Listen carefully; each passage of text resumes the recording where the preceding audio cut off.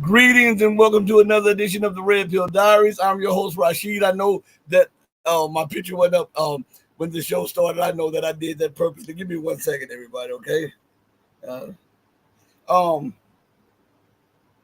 Let's see. I'm talking to Matthew right now. That's what's going on right now.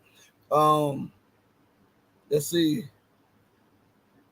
Let's see. All right. He said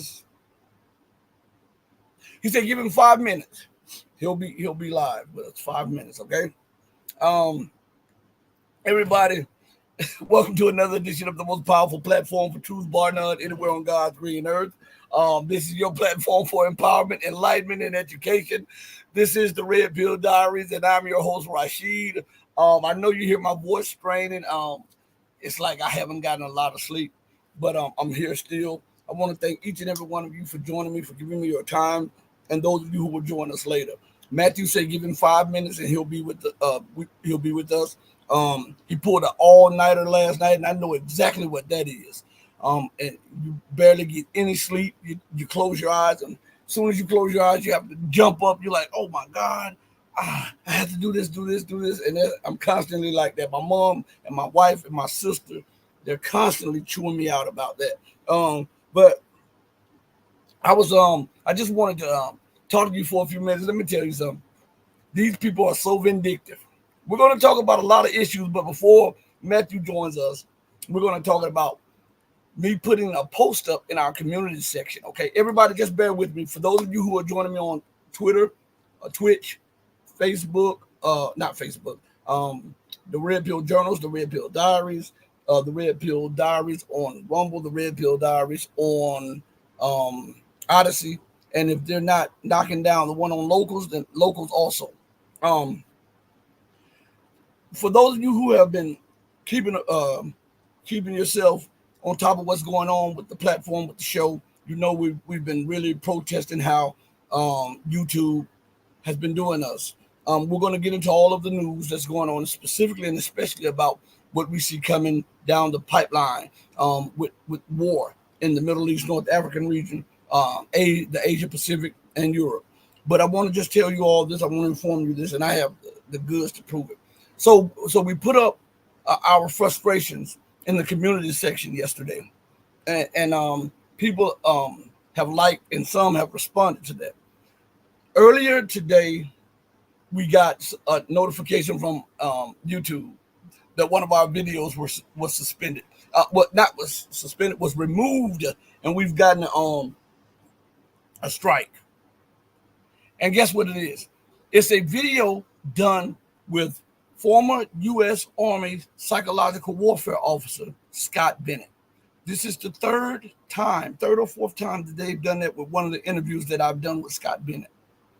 They don't explain to me what policy that it violates. They only tell me that it violates a policy. Now, here's the thing. The video that was removed was done over a year plus, I believe a year and a half ago, if I'm not mistaken.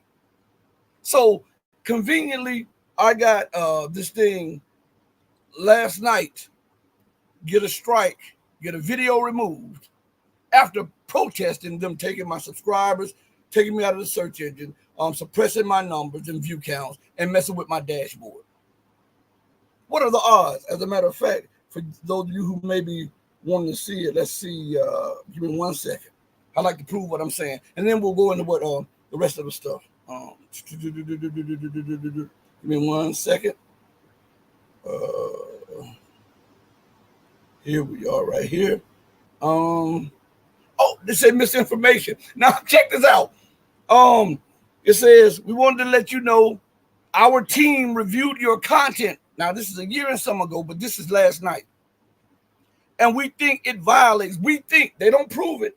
They have nothing to substantiate it. They're just going on thoughts. And we think it violates our medical misinformation policy. Medical misinformation policy? What the heck? We know you may not have realized this was a violation of our policies. Oh, man. And then it says, however, we remove the following content from YouTube. And it says, on the precipice of war. That's the name. This is the title of the video. So what we're going to do, we're going to put that on Patreon. And we may just put it up there for free for anybody that want to watch it. The name of the video is called On the Precipice of War, featuring former U.S. Army Psychological Warfare Officer Scott Bennett. And it says, time it occurred, you can see an example around 29 minutes and 57 seconds in your video. While this is one example, there may be many other instances. I mean, this is crazy. This is a former psychological warfare officer. He was over the U.S. psychological warfare program. He's telling you about things, and they're telling him or telling me, for me interviewing him, that this was medical misinformation. Now, YouTube had nothing to do with the psychological warfare, I suppose, quote unquote, program. And they're trying to tell him or tell me that this guy is representing medical misinformation and violating YouTube policy. Make that make sense. It's crazy. It's right here. You might not be able to see it because of the blur, but I just want to put this up. You'll know the YouTube tag right there. You can see the red thing. That's YouTube. They've done that to me. After complaining about them stripping me of dozens upon dozens upon dozens upon dozens of subscribers this week, after suppressing my view count and my number counts, because my when I'm live, it'll show me 100, 200, and then for you, it'll show you 40 or 50 people. And then after the live goes off, it'll say 3 views and 27 likes. And then 3,970 subscribers. I go back, it's 3,950 subscribers. And then I go back, I get another 10. I'm back where I start, almost where I started from. When I look again, I'm down another 8 or 9. This is an everyday thing. We have it documented with pictures and everything. But this is the price that you have to pay when you go against the machine. This is what I'm telling you. I want you to think about this. As we talk about the coming wars and the positioning of nations with their military for confrontation. America and the West, they have exhausted their time of rulership. Whenever you get offended when somebody has an opposing point of view and you can't defend yourself against that opposing point of view, right? You censor that opposing point of view. You try to suppress that opposing point of view. What is different about that than the communist Soviet Union? I'm asking. America always talking about she's the home of the free, and we have freedom of expression and freedom of the press, and this is a democratic land, and the Western world says that often, right? They often promote gender diversity, right? I want you to see how hypocritical these people are. Gender diversity. You no longer have to be a man. You no longer have to identify yourself as a man or woman. You can be a he, she, thee, she, or we, she. You can identify yourself as a dog, a horse, or whatever. They will allow that, and then they will condemn you if you don't go along with that. They promote diversity of that, but they suppress diversity of thought and opinion. Make that make sense. I want you to make that make sense. Because it's absolutely insane for the person with common sense who's looking on from a rational view, looking at the things that are now taking place in the Western world. And they don't realize that doing this is only speeding up their demise. I see Matthew is in the booth. As soon as his picture comes, I got to bring him in right now. I got to bring my guy in right now. Matt, how is it going? Hey, Rashid, I'm doing all right. I'm sorry for the technical difficulties on my side, but it all seems to have worked out. I'm just trying to fix my phone here. All right. Can you hear my voice pretty well? Yes, yes. I hear you very good. I will hear you very well. Oh, good. All right, cool. Matt, what is going on? Isn't this a symptom of Western decline when they can promote diversity of like gender? You no longer have to identify yourself as a man. You no longer have to identify yourself as a woman. You can identify yourself as a frog, a cat, a dog, or whatever. And but yet they suppress diversity of thought and opinion. Well, that's that's such a great. I love your questions, Rashid. They're so simple, but they're deep. Yeah, no, I was thinking about this the other day. That it's interesting that in a society which cherishes individual, it seems like it's a perversion of the whole Enlightenment individualism gone amok. So there's this idea that the Enlightenment emerged organically out of the Renaissance, and a lot of these popular beliefs that just organically happened are completely naive and devoid of any considerations of the political agendas of an oligarchy that is trying to manipulate and social engineer society towards feudalism. Like they just completely ignore that. So there's these models that explain how the evolution of thought occurs that animates our cultures in time, and so people can say, oh, well, the reason why we don't have Mozarts or Da Vinci's today is because they were the product of the Baroque period or the Renaissance age, and the age created the man. And that's a sleight of hand. That's actually a lie, as far as I could see it. It's like the culture is something that's true, shapes all of us. But at the same time, if we're truly sovereign individuals, we can in turn shape the culture.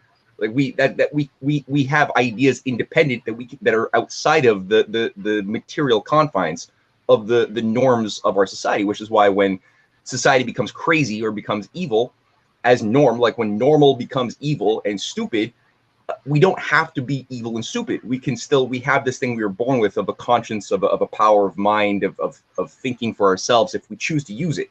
Now, it's true that the majority don't. So unfortunately, a lot of people have tended to fall into the mold, giving more fuel to that explanation.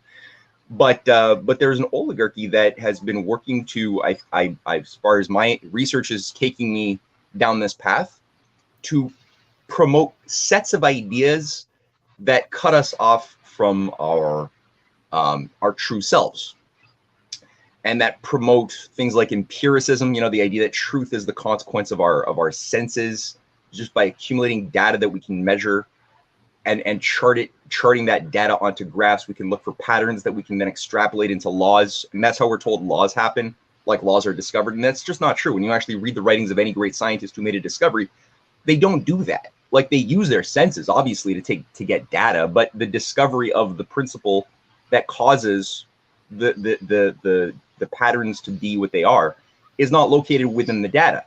It's located in a power of hypothesis formation, an ability to shape a concept that is beyond the sum total of the data.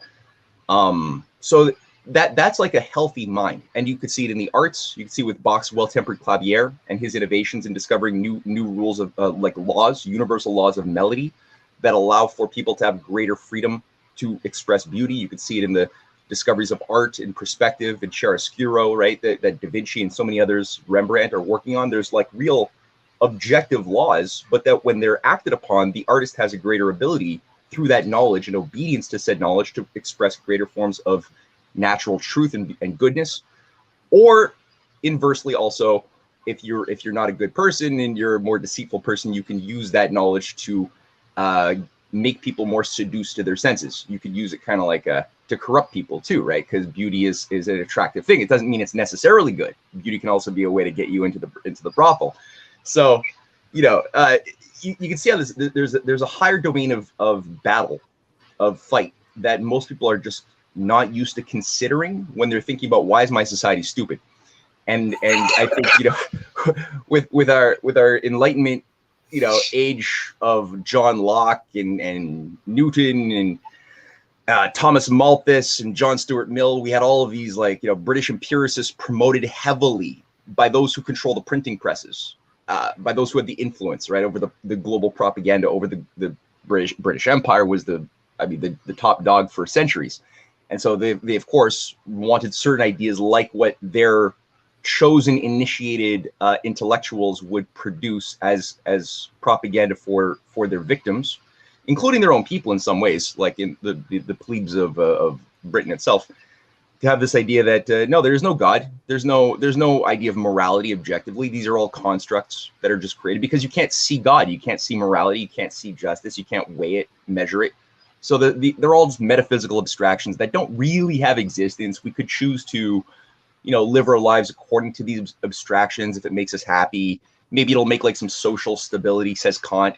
So we'll do it. We should do it. We should just be good.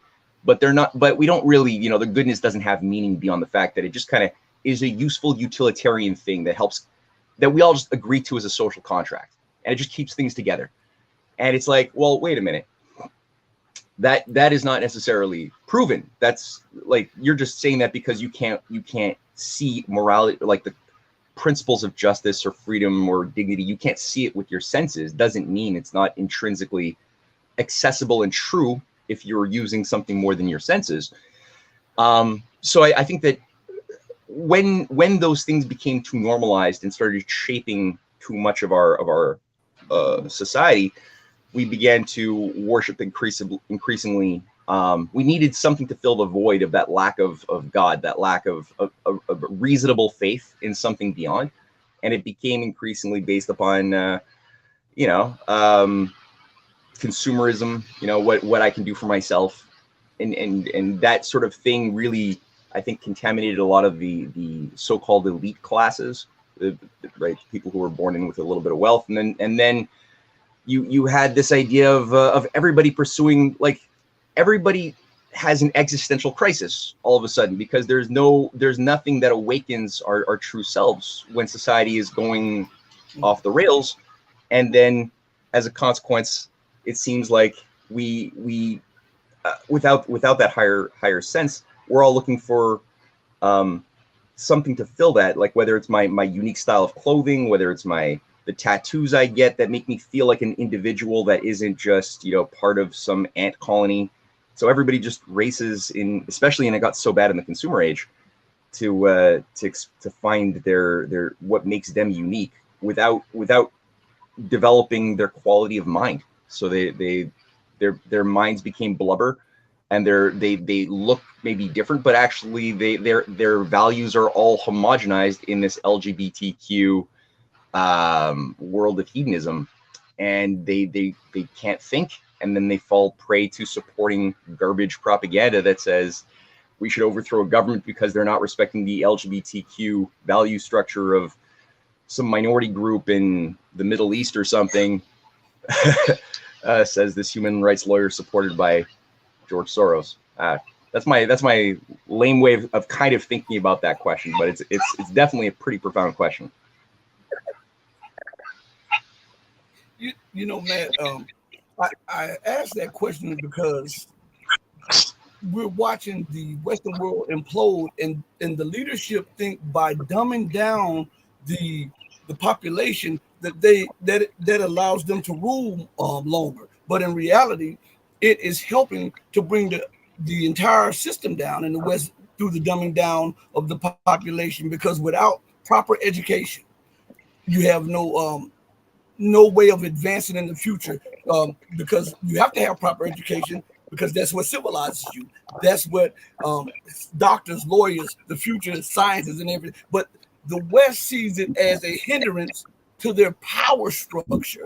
And don't you think that this is like a nuclear bomb to the very base of Western society? And they do this because I believe a lot of them are deviants themselves.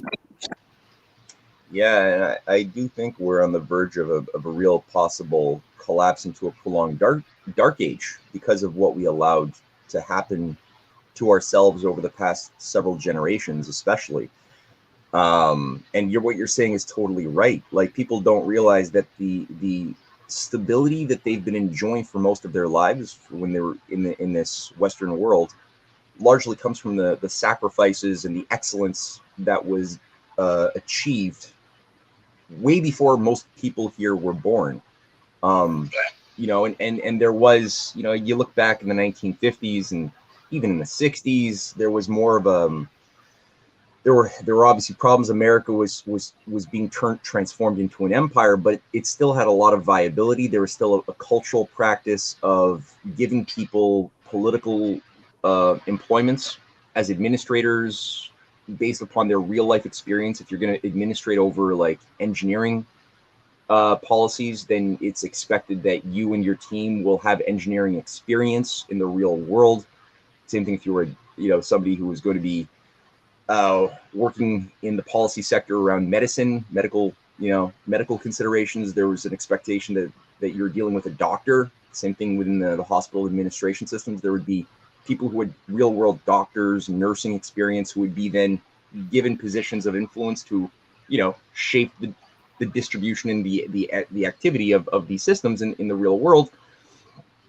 And that's gone. So now you get people who are just, students of management, business management, who are then given positions to administer over the doctors, over the engineering. Our engineering schools suck because we stopped building big projects back in the late 60s, early 70s. We stopped building things. That's why our infrastructure is rotten for the most part. So, of course, our schools accommodate the type of economic values that are in society.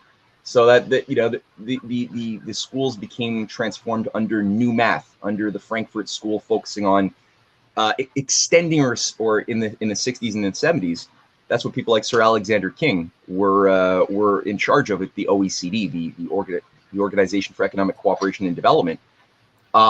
This is a guy who would go on to found the Club of Rome, which would be sort of a high priesthood to revive the Malthusian revival in the late 60s after Robert F. Kennedy was murdered. And you had people like David Rockefeller, Maurice Strong, many other very, very vicious oligarchs, or at least managers of oligarchs, who were all appointed priests of this new way of organizing society around computer modeling, which is what the Club of Rome brought online. And they were brought into the World Economic Forum, set up by one of Kissinger's stooges, one of his students, Klaus Schwab.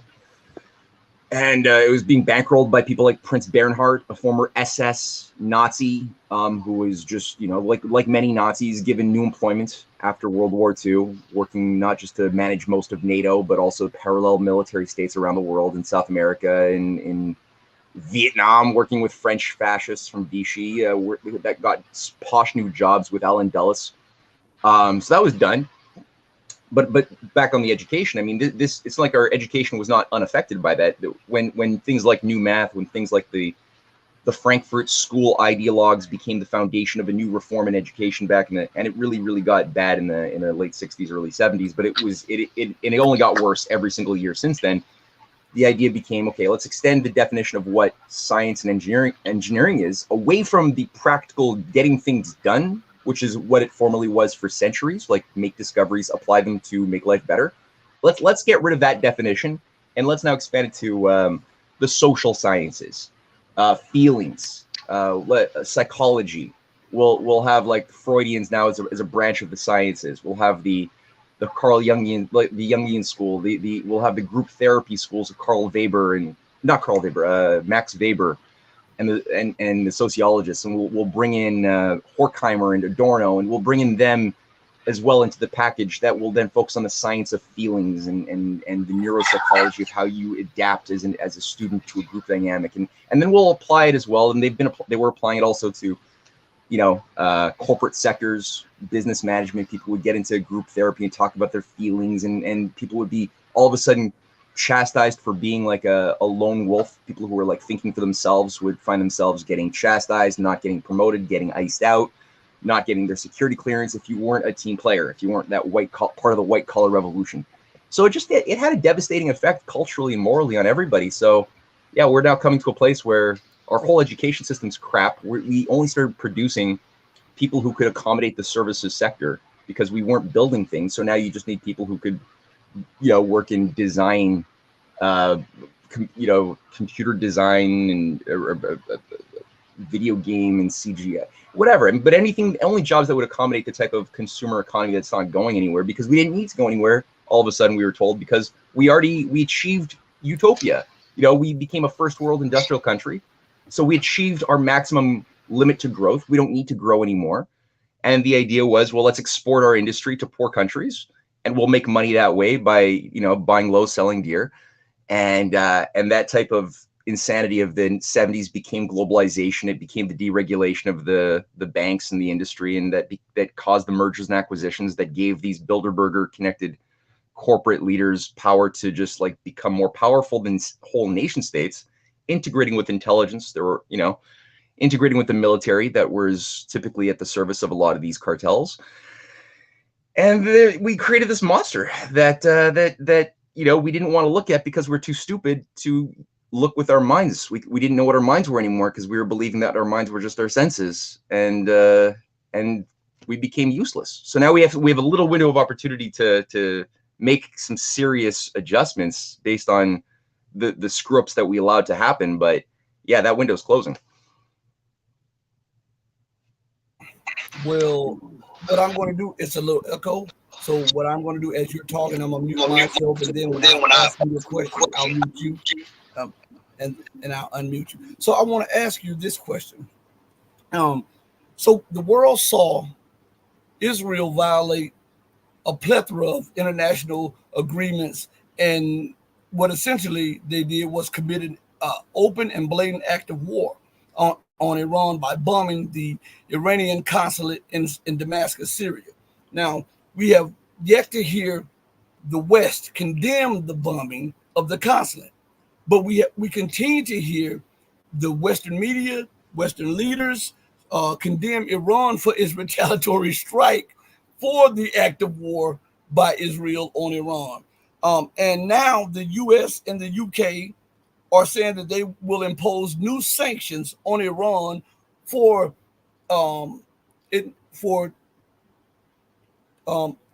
acting in concert with international law against the international law breaker. How isn't that bizarro world? Yeah, I mean, unfortunately, it's not surprising, is it? At this point in the game, this level of hypocrisy and it's gross, it's insane, and it's expected. Yeah,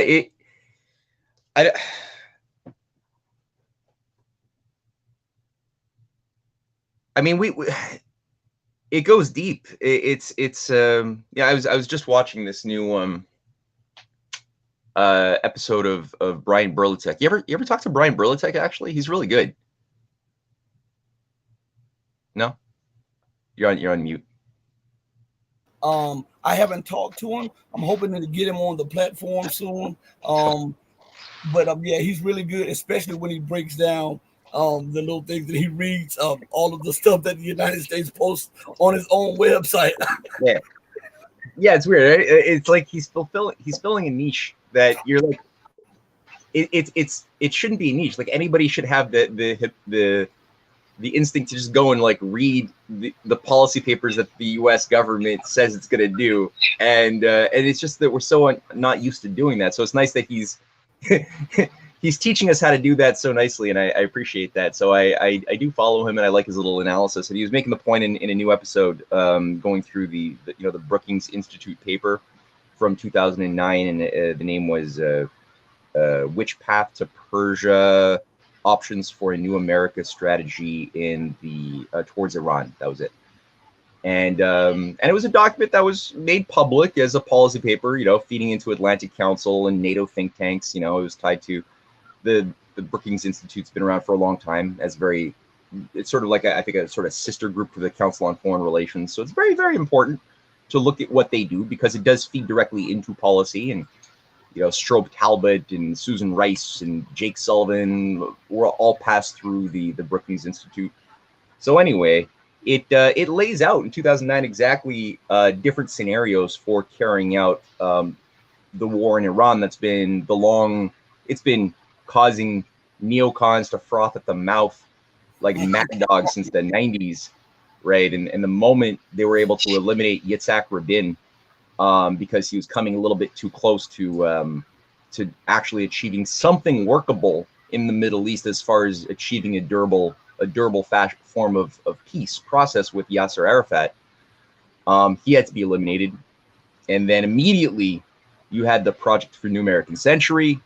They produced their clean break doctrine, a strategy for securing the realm for Bibi Netanyahu. And that was like the end of 1996 that they published that. And, that's the famous document that basically calls for helping helping Israel not just secure the realm, but to initiate with their, neocon supporters regime change all around them. And they list like 7 nations in that document that culminates with Iran as the maximum goal trophy. But they call for the overthrow of Saddam Hussein, of Bashar, of Syria, of Libya. They go through the list and they do it in the real world. And the idea is greater Israel, like just basically create a situation of ungovernability all around you, Israel, and then you can take advantage of that by growing your borders. And effectively, when you know the history of some of these ideologues among that grouping, they believe in an eschatology that presumes that Israel should grow in size by a factor of like 800%, taking most like all of Iraq, most of Syria, a big chunk of Egypt, about a third of Saudi Arabia. All of that should be, forget Jordan, all of that should become like Israel purged of the Arabs. So you need an excuse to do that. Hence the growth of ISIS. We've all heard around 2007 when Hamas, not ISIS, sorry, of Hamas. We heard that was a bad psychological connection. And see, the media works on me too, but we had it understood that Benjamin Netanyahu has been supporting the growth of ISIS. Well, actually, it's true of ISIS as well. It wasn't really a Freudian mistake. It was true. ISIS never attacks Israel. We found that the Zionists and the Anglo-American intelligence apparatus has been behind the growth of Al-Qaeda, the use of terrorism as a way to disrupt nations that are doing things you don't like, whether it's in Iraq or whether it's in Mali, whether it's in Syria, but they rarely ever seem to attack, if ever, Israel. So they're also kind of attack dogs. And, we had the Israeli, somebody who was in charge of Israeli defense in 2007 described to the US ambassador how good it is that Hamas also, which grew out of the Muslim Brotherhood in the first Intifada, how good it is that they became the elected representatives of the people of Palestine, because they essentially, the Israelis did need or did desire something a little bit more religiously oriented and a little bit less negotiable, representing the people of Gaza, in order to justify their violent encroachments onto those people living in the Gaza, as an idea of, okay, look, we've got something that we can't negotiate here. We could negotiate with the Arafat. Arafat was smart, much smarter than most people realize. He despised Hamas. He called it out as an Israeli-backed operation trying to disrupt any type of sane dialogue amongst adults that was otherwise happening, like I was mentioning with Yitzhak Rabin, or Yossi Beilin, the justice minister of Israel. And he had to die. So, and there were tests on his body that was exhumed and it found to be poisoned by polonium. So he was actually murdered as well. And I think it was 2003 or something. So, we have this Muslim Brotherhood outgrowth run by not so clear, right? You have these billionaires, these Bedouin billionaires who are living in Qatar, who seem to have exerted an enormous amount of influence over the thing that Hamas was, like Ismail Haniyeh and Khaled Mashal and Musa Mohammed and Maz Hamiyeh. And some of them might have been taken down since October 7th, but there's still like a lot of weird creatures who are bizarre in Qatar, who are the official managers of the political aspect of Hamas, and they interface with the Muslim Brotherhood, the same thing that was working on behalf of the Americans to overthrow Mubarak. Yeah, Mubarak, and install Morsi. So the Muslim Brotherhood, if people want to understand the deep state of the Middle East, you can't understand the deep state of the Middle East without understanding the Muslim Brotherhood, which itself was created through a British MI6 Freemasonic operation back in the the first variation of it was really created in the 20s, again by a British Masonic operation, and then it was sort of revamped in 51 when they were creating Mossad. But I mean, this thing interfaces with a lot of these same unreconstructed Nazis. Like, you know, if we look at a lot of those figures who were brought into Syria, training paramilitary groups in Syria, in Egypt as well, training the Savak under the Shah. Yeah. These were a lot of hardcore unreconstructed Nazis given new deployments. You know, they didn't just go to South America. they were all over the Middle East. Many of them were even working for the Mossad.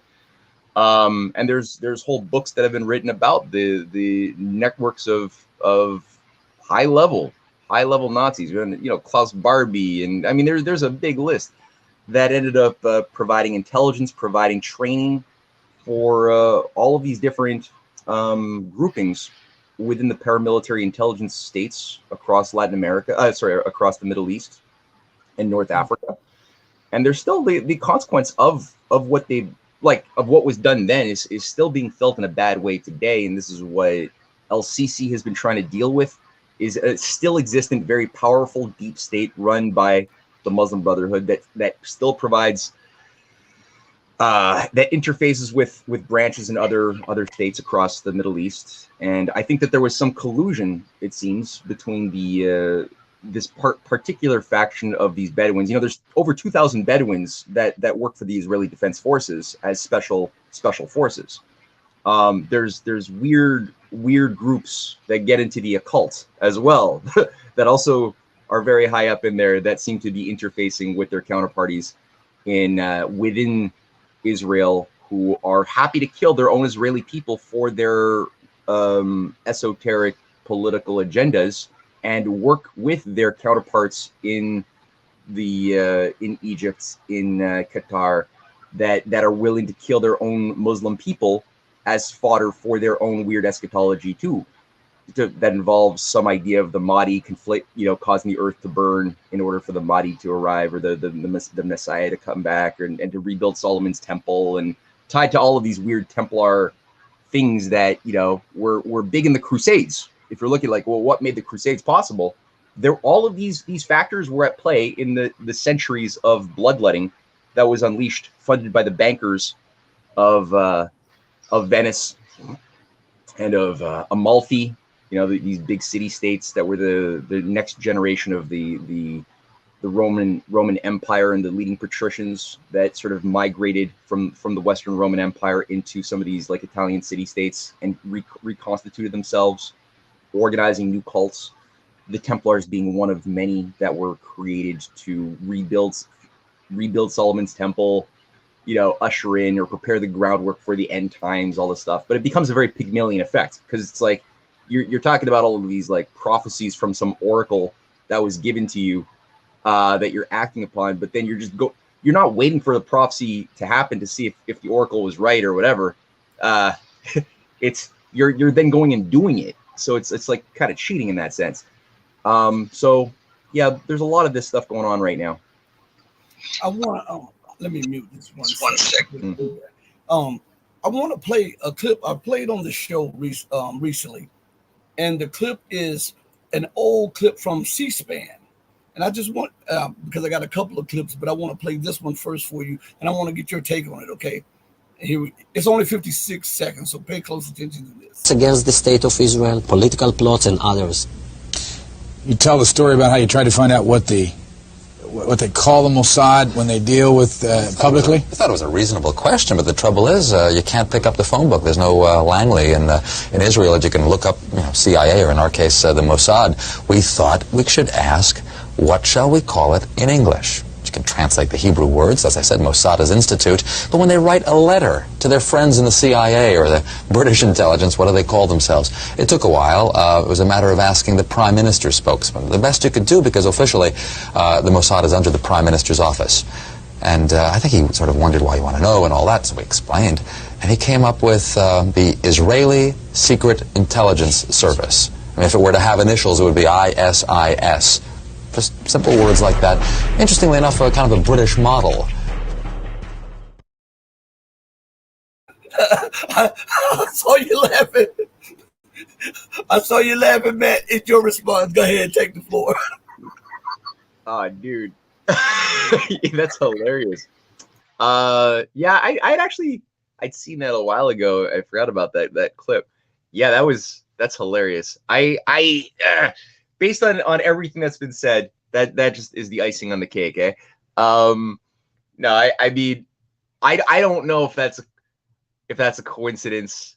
There's always, when you're dealing with this type of thing of like, why is something in the political realm given a certain name, often, or a certain acronym? There's never really, from the top down perspective, there's rarely simply one reason. There's usually like an ambiguity baked into a lot of these acronyms that I think is a bit of a sick joke, from the top down standpoint, at least. It's like I was thinking about, I'm doing a lot of work right now on synthetic cults, and that's part of just my research. And so, like looking into some of the UFO cults like Scientology and L. Ron Hubbard, everyone has an idea that L. Ron Hubbard inside of Scientology established these like 7 rites of initiation. That's pretty well known. They're called like operating thetan, OT, OT1, OT2, all the way on. Now, L. Ron Hubbard was also a student of Aleister Crowley. He was actually a disciple of Crowley and ran the California branch of the OT, the Ordo Templi Orientis. Ordo Templi Orientis, by the way, has a direct connection to the Solomon's Temple operation of the Temple of the Orient, which is a whole other thing. But so Aleister Crowley,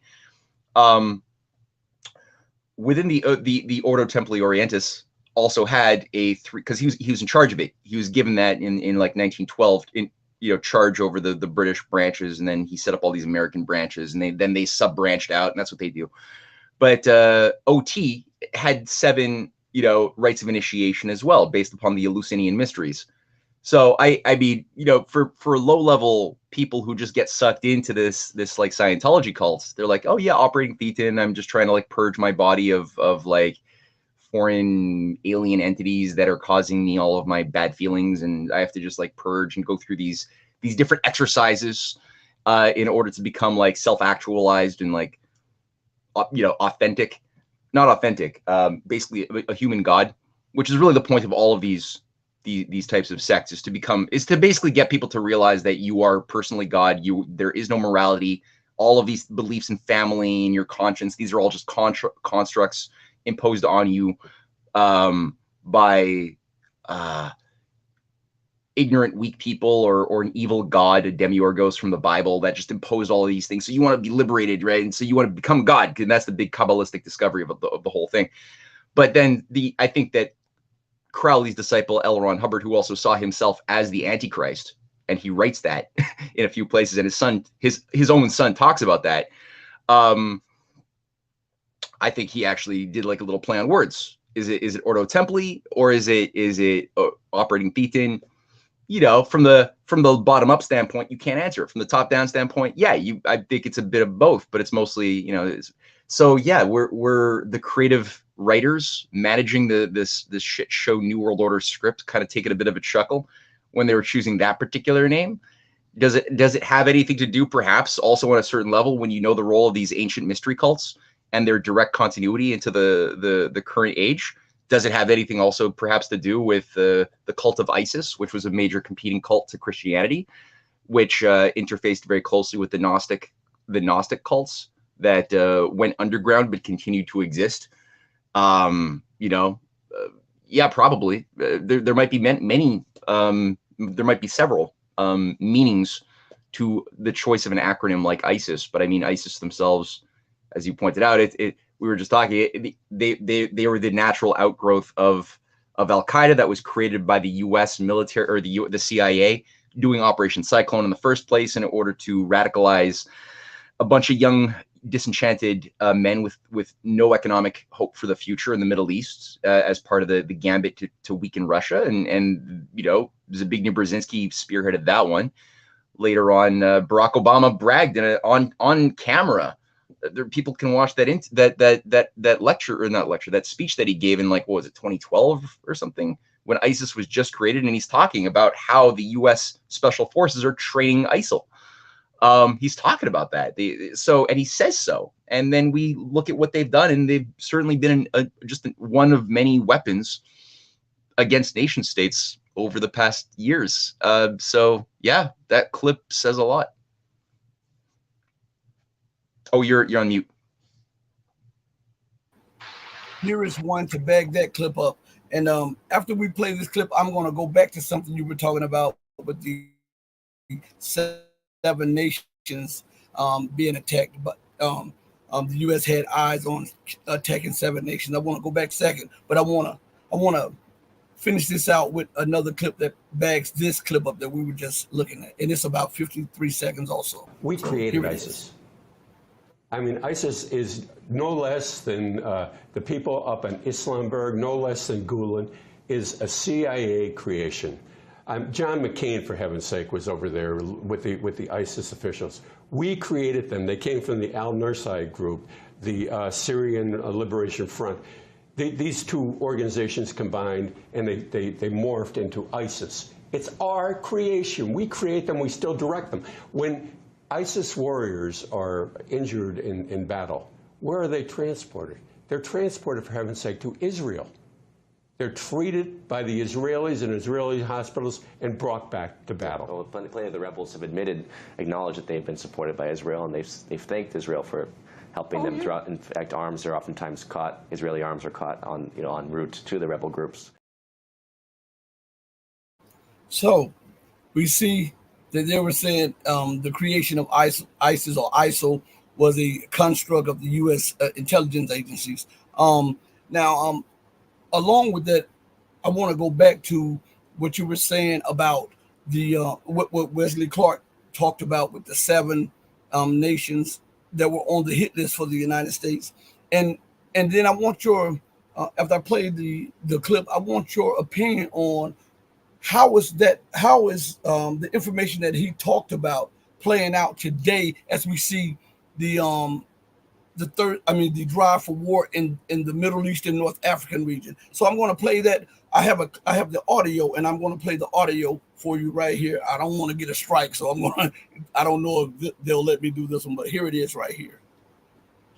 About 10 days after 9/11, I went through the Pentagon and I saw Secretary Rumsfeld and Deputy Secretary Wolfowitz. I went downstairs just to say hello to some of the people on the Joint Staff who used to work for me, and one of the generals called me and he said, "Sir, you got to come in. You got to come in and talk to me a second." I said, "Well, you're too busy." He said, No. He says, "We've made the decision. We're going to war with Iraq." This was on or about the 20th of September. I said, "We're going to war with Iraq. Why?" He said, "I don't know." He said, "I guess they don't know what else to do." So I said, "Well, did they find some information connecting Saddam to Al-Qaeda?" He said, No. He says, "There's nothing new that way. They've just made the decision to go to war with Iraq." He said, "I guess it's like we don't know what to do about terrorists, but we got a good military and we can take down governments." And he said, "I guess if the only tool you have is a hammer, every problem has to look like a nail." So I came back to see him a few weeks later, and by that time we were bombing in Afghanistan. I said, "Are we still going to war with Iraq?" And he said, "Oh, it's worse than that." He said, he reached over on his desk, he picked up a piece of paper. He said, I just got this down from upstairs, meaning the Secretary of Defense's office today. And he said, "This is a memo that describes how we're going to take out 7 countries in 5 years, starting with Iraq and then Syria, Lebanon, Libya, Somalia, Sudan, and finishing off Iran." Right. Your take on that, because if you look at the very nations that he mentioned, the United States either has bases there and claims to fight terrorism there, or she has already bombed them into the Stone Age. What is your take on that? Yeah, I mean, it's like we were saying at the beginning when we were talking about Brian Berlatek's innovation of just reading documents that are put out publicly by the U.S. government or by these leading think tanks, and then just observing what they do and seeing that they say what they do as part of the entire building of the consensus. You got to get a lot of moving parts to be on the same rhythm. So, it takes some management to carry out something like a 9/11 or this sort of insane plunge into forever wars of regime change. You got to do a lot of work in this sort to make that kind of thing happen. So, you know, Wesley Clark is saying this, what, in 2004, 2005, and it's great that he said that as a former head of NATO. I believe that was his position, right? He's the former Secretary General. Yes. Yeah. He is the general that wanted to bomb Russia. He what? He wanted to bomb Russia. Yes. Really? Yes. Wesley Clark. He, as a matter of fact, let me mute you for 1 second. Wesley Clark, when the Russians went, you know, when the United States bombed Yugoslavia and the Russians took that air base, you remember, in Kosovo, Wesley Clark gave the order to bomb the Russians at that air base. And a British general, Sir Michael Jackson, said, "You must be crazy as hell. That's World War III." And he refused to initiate that order from Wesley Clark. Oh, wow. I did not know that. Yes. I would like to think Wesley Clark, I guess, got a little bit of his head out of his ass by the time he was given that presentation. Damn. Okay. Well, see, so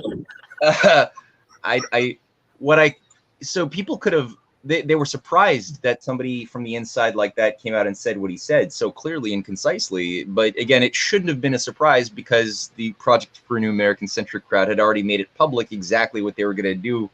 And then they did another report, you know, just before 9/11, calling for a new Pearl Harbor incident to rally the sentiments of the American people towards a policy that they would not otherwise support in terms of wars in the Middle East. That there wasn't the support from the people for such a thing before 9/11, and so they called for it. They're carrying out tabletop war game exercises regarding what do you do when terrorists hijack a plane and fly into, let's say, a building like the Pentagon or the World Trade Center. And they carry out these exercises in like the summer of 2000, 2001. They're doing a lot of these things. And they're doing also exercises on like, what do you do if Saddam Hussein deploys weaponized smallpox, you know, to create a viral attack onto our Western freedom-loving states? What do you do? And so you have like that's Operation Dark Winter, also part of the same thing, which basically becomes a model that was used for many similar tabletop exercises, like the thing that had a chapter on Operation Lockstep, funded by the Rockefeller Foundation, and then Event 201. But that was another scenario. They're like, okay, do we do the planes or do we do the weaponized smallpox virus? Let's do the planes. They ended up going with the planes, but they made it. This is all public stuff, right? Anybody who had some eyeballs and a bit of curiosity could have read that and acted appropriately, but people didn't.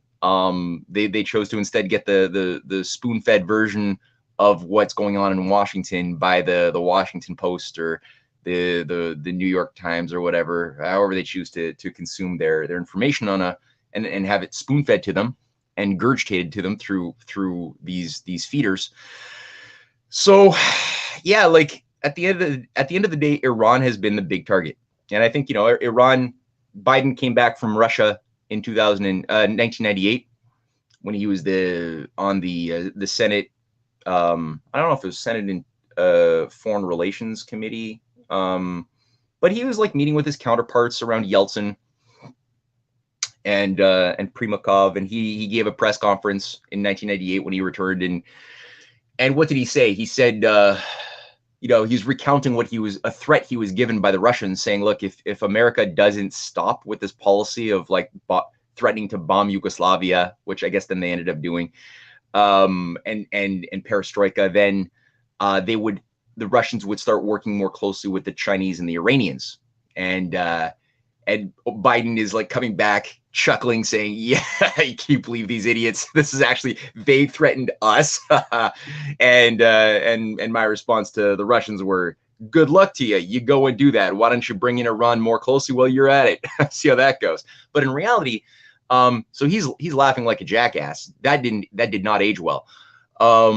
But Zbigniew Brzezinski in that same year is also giving interviews saying that the only thing that could possibly threaten the emerging New World Order that he's been fighting his entire life to help build with Kissinger and the trilaterals that, you know, he was always a part of, and Al-Qaeda that he created. But he's bragging, or not bragging, but he gives in several interviews that the only possible thing that could threaten that end of history scenario that he's been working towards is some form of alliance of Russia, China, and Iran.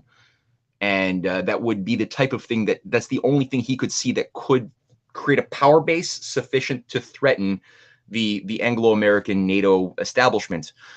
And that could create a basis around which Eurasia as a whole could unify around a different kind of policy. And then that could bring in all sorts of nonlinear effects of other nations in Africa and the Middle East and others, the 80% of the world population that didn't benefit materially by globalization.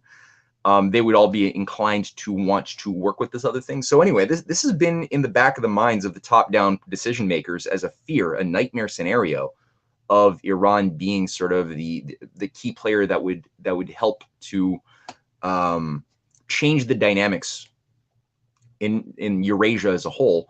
And sure enough, we've seen that with the Russian-Iranian north-south transportation corridor with India that was created in 2001. We set with the Shanghai Cooperation Organization was brought online officially in I think also the year 2001, but it was being negotiated already in 1998.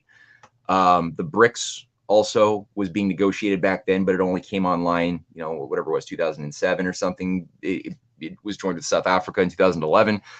But all of these, there's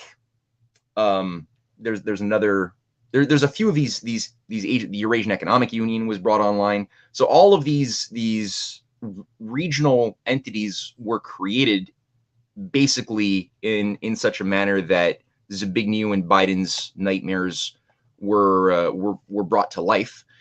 And this became an obsession to stop this at all costs. And so if they could destroy Iran, which is the most powerful, viable economy in the Middle East, then that would really take the wind out of the sails of progress towards some form of alternative peace dynamic. Iran has been painted by a lot of our propagandists as the cause of all global terrorism, ignoring everything you and I just said.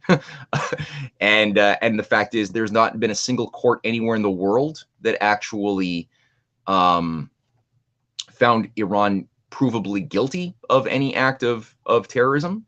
That's not one can make an argument maybe if you say, oh, proxies in Hezbollah and proxies in Hamas, but even there, if you look at the real acts of terrorism, you got to look towards the Anglo-Israeli intelligence behind ISIS and Al-Qaeda and all of these subgroups. That's primarily it. But we are told, like a lot of Americans, I would say maybe even the majority, still believe that Iran is the cause of all terrorism. It's absurd, and you look at it inside of Iran itself. There's women in positions of political power. There is university education granted equally, men, women. They don't really enforce the hijab as much as we're told that it's like a total like you have no freedoms because women have to wear a hijab, and it's like, yeah, it's encouraged, but there's tons of women not wearing hijabs as well. It's not like all that serious of it's not a crime. Though it's, you can say frowned upon by the religious authorities. It's like, whatever. It's not that big of a thing. It's not like they're walking around in like head to ankle smocks, not showing a fraction of skin as we promoted when we were supporting the growth of Al-Qaeda and then, Taliban earlier as a proxy when we were still using it to fight the Soviets. So Iran has, there's a lot of Jews there's like 12,000 Jews that live quite happily in Iran. There's some Christians, but I mean, it's overall a very ecumenical dynamic. And you had Iran, send envoys to the Vatican and like to meet with Pope John Paul II in 1997, 98, around creating a dialogue of civilizations around cooperation instead of Hobbesianism. And the Chinese and the Russians have a lot to work with when they sign their large scale defense and economic treaties with Iran. China, $400+ billion over 25 years. Russia, something similar on a smaller magnitude, but still defense, energy, economic development with Iran for 20 years. So you have all of these different pacts that involve the reasons why Iran was brought into the SCO, that they were brought into the BRICS. So, and also peace processes with the Saudis. That's also been going on faster and faster since MBS got into power. You have real bridge building that's been growing between the Saudis and the Iranians, overcoming a lot of the hostilities that have been cultivated by foreign powers against them. Same thing. So you got all of these positive dynamics. If we really cared about peace and democracy and women's rights, we would stop bombing these countries to the Stone Age and start working with countries that are trying to get a positive dialogue around economic development and reconstruction. And I saw somebody in the chat box pointed out Helget Sepler-Rusch's peace program. That's for a new peace and security architecture. Yeah, that's a real new security architecture that Helget Sepler-Rusch promotes. Yeah, that's the right way of thinking. If we really cared about peace, we would get behind those types of initiatives and try to get into some cooperative working relationship between the U.S., European countries, and Russia, China, and Iran, instead of going along with this minority grouping of death cult psychopaths that are trying to, create some sort of a new crusade. But now with nuclear weapons, the crusade could kind of go on for centuries because there were no nuclear weapons. Whereas now all of a sudden you got these things littered through, Israel has 200 plus nuclear weapons as far as we know, maybe more. I mean, this is a much, much, much more dangerous game than it was a millennium ago. Yeah. Before I know you have to go, so before I let you go, I think what took place in Pristina, the airport in Pristina in Kosovo, and when the NATO troops were about to go into Kosovo, Russia and the United States was mocking Russia because it was right after the fall. I mean, the Soviet Union or whatever, and Russia did not have the military strength, so they thought. And Russia surprised the entire West by sending paratroopers into Kosovo, and they occupied the base of Pristina. And General Wesley Clark, he was the NATO Supreme Allied Commander, and he gave the orders to bomb that base because Russia turned it into a base. And Sir Michael Jackson, you can look it up, the British general, the head of British forces, he refused the order by General Wesley Clark, and because he said that would mean World War III, and that is why NATO did not bomb the Russian forces that had taken the airport in Pristina. I believe it was Pristina. I'm pretty sure it was Pristina in Kosovo. I'm pretty sure it was. Matt, man, thank you so much for joining us again, man. I'm telling you, man, I cannot say enough, man. Thank you so much. Oh, dude, it's always a pleasure. I love these little chats, and I woke up stressed because I closed my eyes a few hours before our interview because I did an all night writing, and then I didn't realize that by blinking a little bit too long I would pass out, and I woke up and it was like 12:50 Eastern time, and I was thinking, oh my God, I screwed over Rashid. I felt terrible. So I was glad that I reread your message and it was Central Time, so all worked out. And yeah, anytime you want to keep chatting about any of these topics, let me know. I'm always a pleasure to talk to you. Thank you, my brother, and I'll see you later, and I'll send you a copy of the video. All right, cool. Thanks. Be blessed, man. You too. Everybody, thank you for joining us on this platform, and thank you for joining us for this episode. Let me say something. Please don't get off there yet. We've been trying to do channel member streams. We've been having problems, as you know, with a certain platform. So we're going to keep trying.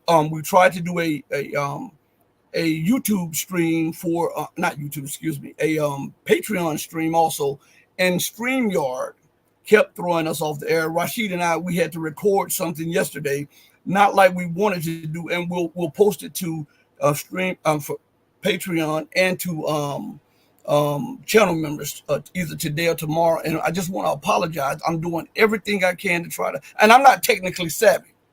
So that's one thing I want you to understand. I'm not in the age of technology. I'm trying to adjust. My children help me with this stuff, with technology. So I'm doing the best that I can with what I know. And I just want to take the time out to thank each and every one of you guys for having the patience with me, because I'm telling you, I'm learning as you are learning. And we're on this beautiful, magnificent journey called life. And life is better when we help each other, when we aid each other, and when we become more compassionate and understanding about things that are going on. Now, in closing, I'd like to say to each and every one of you, listen, from my heart, from the deepest of my heart and the deepest of my soul, I want to thank each and every one of you. If you just paid attention to the show 1 second, 1 minute, or 1 hour, It means the world, because you did not have to give that time to this platform, and you chose to. And from the bottom of my heart, I want to thank you. My mom wants to thank you. My wife wants to thank you. My children want to thank you. My brother, who's a vet, he wants to thank you. My other brother wants to thank you. My sisters want to thank you. And so I want to just take this time out to say, from my heart to your ears, I thank you. And I love each and every one of you, but know that the love that I have for you will always pale in comparison to the love that the divine supreme being has for you. Until we next speak again, stay strong, stay true, but above all things, stay righteous. And remember to do right by yourself and by everybody else, not because people are watching or because you may get a couple points on this. No, do right by yourself and others, because it is the right thing to do. And remember that if nobody else sees you, God is always watching, and that's the one you have to please. Hey, mama, I hope I represented you right. Your baby boy still loves you more than life. Deuces, everybody. Thank each and every one of you. We're out of here. Peace.